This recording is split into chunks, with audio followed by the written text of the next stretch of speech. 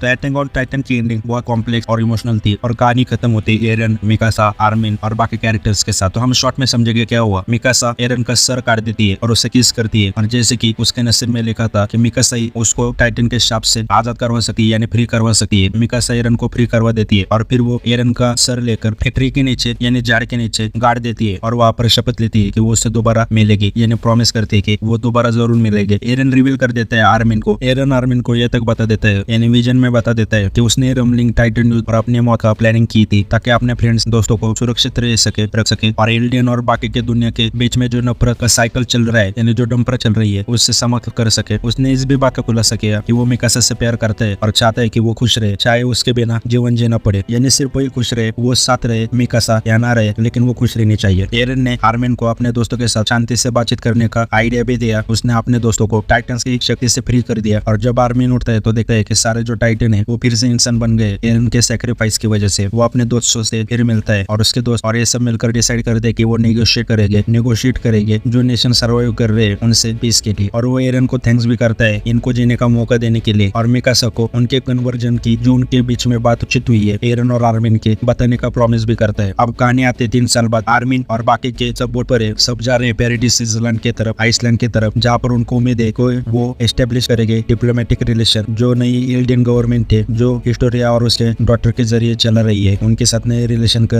Establish करेगी, जैसे उनको उम्मीद है। साथ ही इनके साथ एक पक्ष जुड़ा हुआ है जिसे एरन की आत्मा माना जा रहा है जो उन्हें नजरअंदाज कर रहा है। मिकासा अभी भी आइसलैंड पर है, एरन की कब्र के पास एरन के जहाँ पर उसे दफनाया था वहाँ पर अकेले रहती है और इंतजार कर रही है उसका वापस लौटने का। और एनिमे एंड होता है पोस्ट क्रेडिट सीन के साथ जहाँ पर एक यंग बॉय हलील उसको मिलते हैं एरन की जो टाइटन अवतार था उसके स्पाइन की हड्डी, और जब वो उसे टच करता है तब वो मिस्टीरियस पावर एक्टिवेट कर देती है। और ये इसी की तरह हिंट जाता है एक पॉसिबल सीक्वल या फिर स्पिन ऑफ की तरफ, यानी हमें एंडिंग में दिखाया गया है कि जो टाइटन शार्प है या फिर कर्स है, टाइटन कर्स, वो अभी तक पूरी तरह से चला नहीं गया। और बात करो तो एनिमे के जो एंडिंग है वो स्लाइटली डिफरेंट है मांगा एंडिंग से जो 2021 में रिलीज हुई थी। एनिमे में एरन और मिकासा के और सीन ऐड कर दिए, जैसे सपने जैसे जो सीन है मोमेंट्स है, ड्रीम लाइक मोमेंट्स, वो ऐड कर दिए जहाँ पर ये दोनों शांति से एक साथ जी रहे। मांगा में देखोगे तो सिर्फ इसका एक ग्लिम्स दिखाया जाता है और एनिमे में कुछ डायलॉग एरन और आर्मिन के हटा दिए जहाँ पर वो अपना रिग्रेट और गिल्ट बताता है मिलियन लाखों लोगों को मार डालने के लिए, और साथ में उसका फ्रस्ट्रेशन और कंफ्यूजन दिखाता है खुद को ना रोकने के लिए। एनिमे में एरन को ज्यादा काम और रैशनल दिखाया है, वहीं पर मांगा में उसको बहुत इमोशनल और अनस्टेबल दिखाया है। मतलब एक तरफ से मांगा और एनिमे की बात करूँ तो इसमें अगर तुम फिलोसॉफी में जाओगे तो एक थोड़ा सा चेंज हो जाएगा मांगा और एनिमे में, हाँ, लेकिन वो कैरेक्टर का जो सब्सटेंस है वो वही रहता है। एनिमे में बर्ड के जो अपीयरेंस है जो आर्मिन और बाकी को फॉलो करते हैं वो चेंज कर दिए। मांगा में बर्ड के गले के पास एक रेड स्कार्फ होता है बंधा हुआ, जिसकी वजह से पता चलता है कि वो मिकासा है, सिंबलाइज करता है मिकासा को वो पक्षी। और एनिमे में बर्ड के पास कोई स्कार्फ नहीं है लेकिन उसके आंख से आंसू गिरता है कि ये सिंबलाइज करते हुए कि ये बर्ड एरन होता है। और एनिमे में एक सीन और ऐड किया है कि मिकासा एक विजन देती है एरन का जो उससे बोलता है कि उसे भूल जाओ और अपनी जिंदगी के साथ आगे बढ़ो, लेकिन मिकासा रिफ्यूज करती है। मतलब मिकासा ये मानने से नकार देती है और कहती है कि वो हमेशा उससे प्यार करेगी एरन से। मांगा में ये सीन दिखाया नहीं गया जिसका भी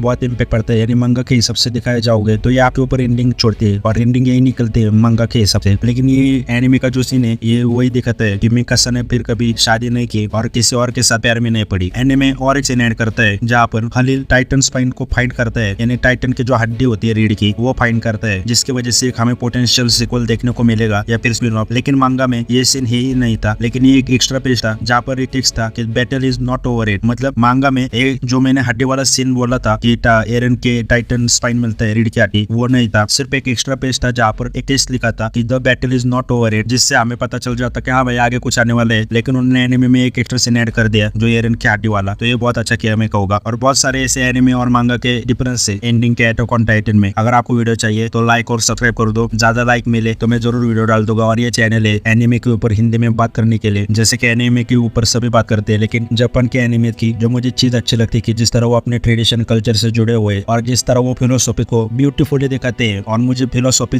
इन सब चीजों के ऊपर बात करने को बहुत अच्छा लगता है। तो अगर आपको सब एनिमे के ऊपर डिस्कशन चाहिए तो इस चैनल को जरूर लाइक और सब्सक्राइब कर देना।